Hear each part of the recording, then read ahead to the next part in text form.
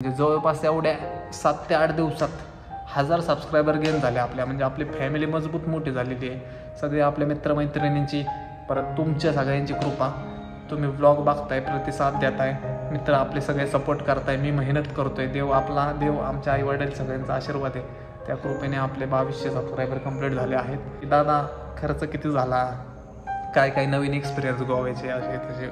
खर्च म्हणाय गेलं तर खर्च जरा शूटर म्हणला तुम्ही एक तर गाडी पुढे घ्या नाही तर माग घ्या. तो कसं म्हणते तू चला असली तर गोव्याचे पब्लिक आहे, पोलाईट नाही आहे. पुण्यात आहे ना भाऊ, तुम्हाला कोणी पत्ता विचारला ना 15 मिनटं ते तुम्हाला पत्ता सांगणार. तरी पण नाही ना कळलं तुम्हाला भाऊ, तो गाडीवर बसून तुम्हाला सोडून येणार. असं पुण्याचं पब्लिक आहे आपलं. बिकॉज ऑफ तुमचं प्रेम आणि माझी थोडीफार मेहनत एवढीशी. बाकी तर ऑलमोस्ट सगळं तुमचं प्रेम आहे. एवढे 5 दिवस आहे ना मी गाढवासारखं राबलो. लोकांना वाटते मी लय एन्जॉय केला, पण मी गाढवासारखं राबलेलो आहे. हार्डवर्क विल पेज ऑफ दिसतंय आणि आपल्याला रिझल्ट समोर दिसतोय. जिथं जाईल तिथं आराम नाही. एन्जॉय करायला गेलं तरी आराम नाही, काम चालूच आहे. पण हेच दिवस हे कष्ट करायचे.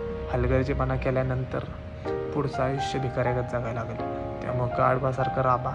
जेवढं काम करता येईल तेवढं काम करा.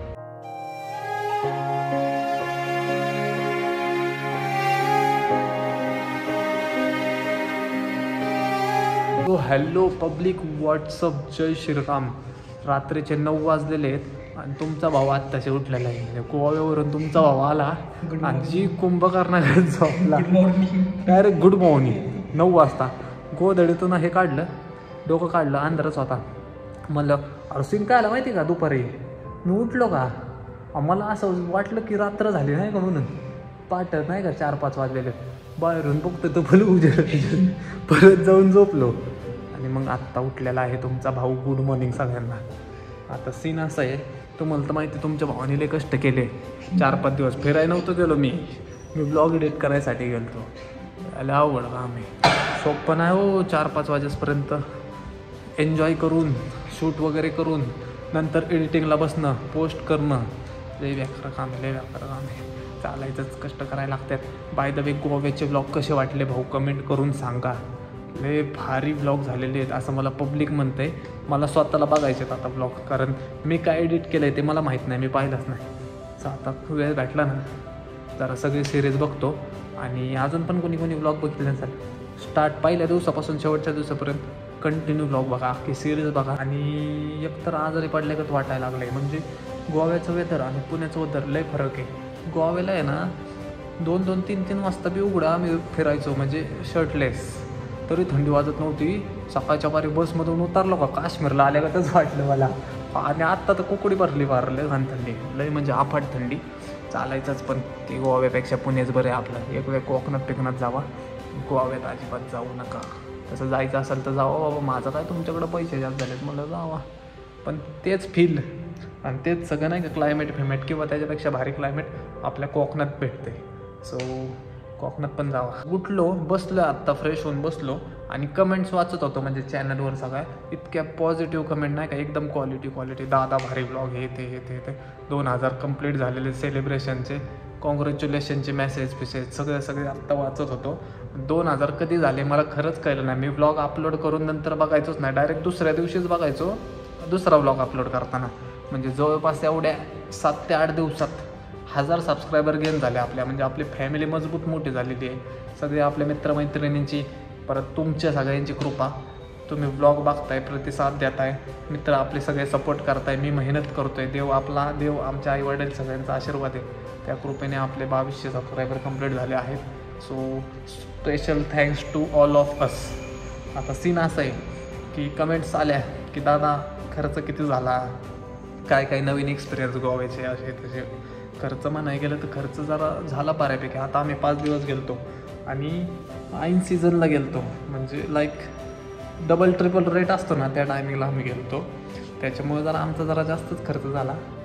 तुम्हाला जायचं असेल तर डिसेंबर आणि जानेवारी सोडून जात जावा, एकदम स्कीममध्ये येऊ लागतं. आता इथून पुढं आम्ही तसंच करणार आहे, सीझनला नाही जाणार अजिबात. म्हणजे जेवढं एक्सपेक्ट केलं होतं ना, जेवढं बजेट ठेवलेलं आम्ही त्या बजेटचा डबल खर्च झाला. पण सीन काय, आम्ही गेलो बसने ह्यावेळेस. पहिल्यांदाच असं झालं आयुष्यात की आम्ही घरी गाडी सोडली आणि बसने गेलो, just because of new experience. पण सवय नाही हो आपल्याला गाडीची, त्याच्यामुळे जरा थोडासा त्रास झाला, पण मजा पण तेवढी आली नाही हो. म्हणजे नवीन एक्सपेरिमेंट, नवीन एक्सपिरियन्स घ्यायला, जरा थ्रिल करायला बरं वाटतं.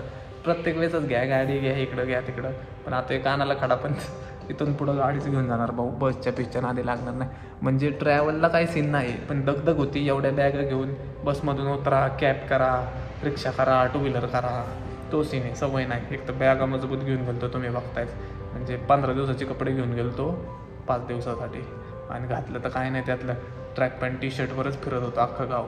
फिरायला म्हणजे क्लायमेट बऱ्यापैकी आहे, म्हणजे ओके. पण म्हणजे असं कोणाच्या चेहऱ्यावर स्माईलच नाही. कोणाला एखाद्याला तुम्ही प्रश्न विचारला ना की नाही का काय XYZ हे पत्ता किधर रे, भाई तो प्रेमाने तुम्हाला बोलणारच नाही. तो डायरेक्ट म्हणणार मेरे को क्या मालूम. हा, तसली लोक आहेत तिथं. त्या रवेने एकाला पत्ता विचारला नाही का, हे किधर जाणे का, मेरे को क्या मालूम, मेरे को काम आहे, असलं पण लढाय. आणि एक टॅक्सीवाला मध्ये गाडी लावलेली आम्हाला भेटायला, तिथले एक जण आलं तर नाही का, पुण्यातले ते तिथं होती, त्यांची गाडी काढायची होती. ते शूटर म्हणला तुम्ही एक तर गाडी पुढं घ्या नाही तर माग घ्या. तो कसं म्हणते हा तू चला. असली तर गोव्याची पब्लिक आहे, पॉलाईट नाही आहे. म्हणजे असं नाही चांगले नाही, पॉलाईट नाही पब्लिक. म्हणजे पुण्यात आहे ना भाऊ, तुम्हाला कोणी पत्ता विचारला ना 15 मिनटं ते तुम्हाला पत्ता सांगणार, तरी पण नाही ना कळलं तुम्हाला भाऊ, तो गाडीवर बसून तुम्हाला सोडून येणार. असं पुण्याचं पब्लिक आहे आपण. म्हणजे टुरिस्टसोबत जरा बिहेवियर चांगलं नाही सगळ्यांचंच, ऑलमोस्ट म्हणजे 70% पब्लिक असं. कारण हे आमचा एक्सपिरियन्स आहे, बाकी असं मला माहीत नाही लोकांचं. आम्हाला जो एक्सपिरियन्स आला तो सांगतो तुम्हाला. काही तर विचार पण केला नव्हता की आता व्लॉगिंग करून आपल्याला ऑलमोस्ट 9-10 महिने झालेले आहेत, की एवढ्या 10 महिन्यात आपले जवळपास 2200-2300 सबस्क्रायबर कंप्लीट झाले. लाईक एक महिन्यापूर्वी असं नाही का, एकदम दिवसाला एक नाही तर एक पण सबस्क्रायबर नाही वाढवायचा. सगळ्यात मोठा डाऊनफॉल माझा तवा चालू होता. तेव्हापासून जी गाडी बूज झाली आपली डायरेक्ट, आत्ता आपण 2200-2300 XYZ आता तर मी बघत नाही आहे जास्त, तिथंच येऊन पोचलेली आहे. जस्ट बिकॉज ऑफ तुमचं प्रेम आणि माझी थोडीफार मेहनत एवढीशी. बाकी तर ऑलमोस्ट सगळं तुमचं प्रेम आहे. असंच प्रेम भाऊ कंटिन्यू करा, तुमच्या भावाला सपोर्ट करत जावा. अजून पण चॅनल सबस्क्राईब केला नसेल सबस्क्राईब करा. ऑलमोस्ट पॉझिटिव्ह रिप्लाय आलेले आहेत मला. लाईक पोरांनी फोन करून म्हणले की बाबा झोप जरा वेळ, की हार्डली आहे ना 5 दिवसात मी रोजचे 2 आणि 3 तास झोपायचं फक्त. म्हणजे एकदम शिद्दत लावून टाकलेली आहे. माऊ पण माझ्या नावाने ओरडत होती की बाबा हे असलं हे घेऊ नको म्हणली लोड, तू झोप आराम कर ना, की बाबा तू एवढा का लोड घेतोय, जसं होईल तसं होईल. म्हणजे रोज ब्लॉग आलाच पाहिजे 9-10ला, हे काय म्हणली. पण म्हणलं नको, पब्लिक माझं वाट बघत असतं. तरी पण माझ्याकडून नाही का झालं ते झालं. ब्लॉगला कधी 2ला, कधी 3ला, कधी 5ला, कधी 4ला. पण साहजिक आहे, तुम्ही पण ब्लॉग एडिट करणं एक 20 मिनटाचा, लाईक त्याला 20 मिनटं नाही लागत, त्याला 5 पट टाईम लागतो त्याचा. म्हणजे जवळपास 2-3 तास ब्लॉग एडिटिंगला जातात. बारीक बघायला लागतं. गाण्याचं कॉपीराईट हे ते लय गोष्टी आहेत जे रिलेट करता येईल, जे ॲक्च्युअलमध्ये यूट्यूबला आहे. आणि ज्यांना माहीत आहे त्यांना चांगलं कळलं असेल की मी लय मेहनत घेतली म्हणून. एवढे 5 दिवस आहे ना मी गाढवासारखं राबलो. लोकांना वाटतं मी लय एन्जॉय केला, पण मी गाढवासारखं राबलेलं आहे. चालायचं, हार्डवर्क विल पेज ऑफ दिसतंय आणि आपल्याला रिझल्ट समोर दिसतोय की हार्डवर्क केलं आपण, 4-5 महिने फुल घासले, पण त्याचं आउटपुट आपल्याला आलेलं आहे. पब्लिक आता आपलं म्हणत होतं 2000चं सेलिब्रेशन करून टाकू बघा, हे पण म्हणत होता 2000चं सेलिब्रेशन करून टाकू. पण म्हणलं नको, आता 1-2 नको, डायरेक्ट 10,000चं सेलिब्रेशन करायचं आपल्याला. 10,000. सो फक्त तुम्ही डोक्यात ठेवा, शुअर कर ब्लॉग्सचे 10,000 लवकरात लवकर सबस्क्रायबर झाले पाहिजेत. आता सीन असं आहे की माऊचा चॅनल ओपन करायचा आहे. पार्ट सगळे आहेत, एडिटिंग वगैरे काय तिला जेवढी 100%, 200% हेल्प लागते आपल्या बाजूने सगळी एडिटिंगची वगैरे तिचा चॅनलचा पूर्ण सेटअप वगैरे करायचा आहे.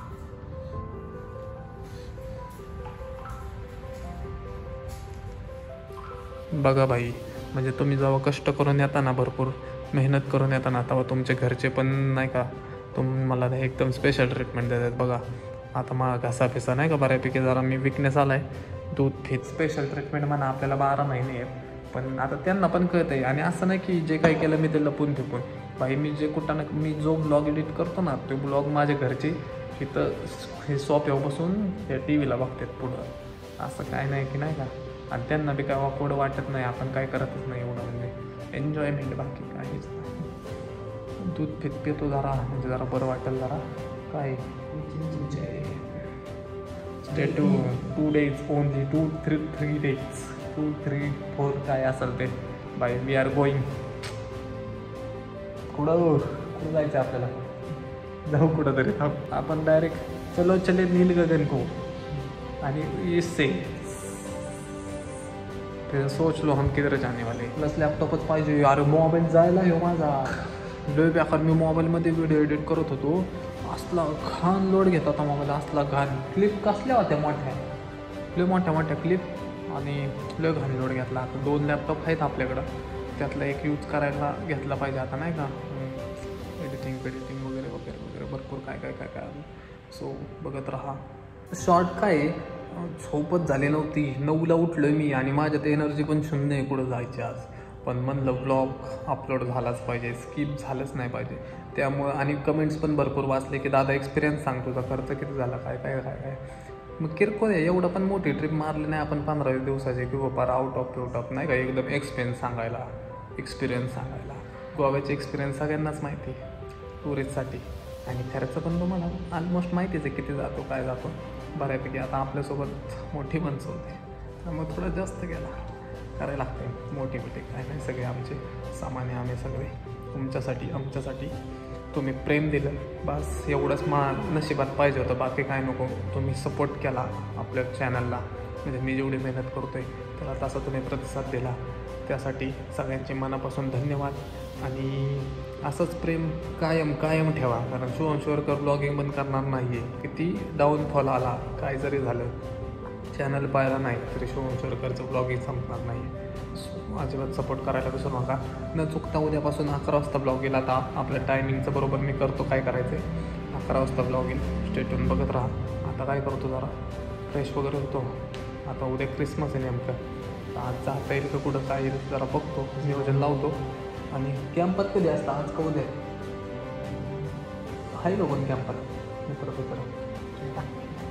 कॅम्पात तसलं रात्रीचं सेलिब्रेशन असतं ना रोडला. जाऊ कुठं पण जाऊ, बघत राहा जरा फ्रेश वगैरे होतो. काय नियोजन ठरत आहे सांगतो तुम्हाला. घरची लाईट चालू राहून दे. लय थंडी आहे पुणे सोडून जायला पाहिजे. हा ना, घरात मस्त गरम होते. सो काहीच लई थंडी वाजते. मला पण इथं स्वेटर गिफ्ट करा प्लीज. जातो जरा स्वेटर गिफ्ट करा म्हटलं कोणतरी. खातो काहीतरी, भूक लागली पहिले. गाईच 11:30 वाजलेले आहेत. खाऊन परत बसलो. जायची इच्छाच व्हायना, एनर्जीच नाही. त्याच्यामुळं म्हणलं आजचा दिवस करता येईल ॲडजस्ट. परत मला 2 दिवसांनी परत बाहेर निघायचे, त्याची तयारी करायची. बॅग पॅक वगैरे उद्या का परवा काय. आणि पेंडिंग कामं इतकी पडलेली आहेत खोट्यानं सांगत. तिकडं मला इतके कॉल चालू होते ना, आणि सगळ्यांची आता कामं इथून पुढं माझी कामं चालू आहेत कंटिन्यू. 5-6 दिवस झालं. कसं मॅनेज केलं आहे माझं मला माहिती. ती कामं उरकून परत एवढं बुकिंग केलेलं आहे, इकडं तिकडं जायचं, ते डोकं कपून दिरवायची काम आहे. आता उद्या पण मला लय महत्त्वाचं काम आहे. आता मला उद्या सकाळी 7 वाजता उठायचं आहे. त्याच्यासाठी मला आरामच नाही जिंदगीत. जिथं जाईल तिथं आराम नाही. एन्जॉय करायला गेलं तरी आराम नाही. काम चालूच आहे. पण हेच दिवस हे कष्ट करायचे. हलगर्जीपणा केल्यानंतर पुढचं आयुष्य भिकाऱ्यागत जगायला लागेल. त्यामुळं गाढवासारखं राबा. जेवढं काम करता येईल तेवढं काम करा. सो आता काय करावं, मला डोकं चाला ना माझं. आता एक काम करतो, झोपतो डायरेक्ट. ब्लॉग वगैरे एडिट करून झोपतो. आणि उद्यापासून मग आपला रोजचा 2-3 दिवस ब्लॉग येतील. आणि मग परत लांब चाललं आहे फिरायला. कुठं काय चाललं आहे स्टेटून बघत राहा. अजून सबस्क्राईब केलं असेल सबस्क्राईब करून टाका. So done for the day. आजसाठी एवढंच. भेटू उद्याच्या ब्लॉगमध्ये. Bye bye, good night.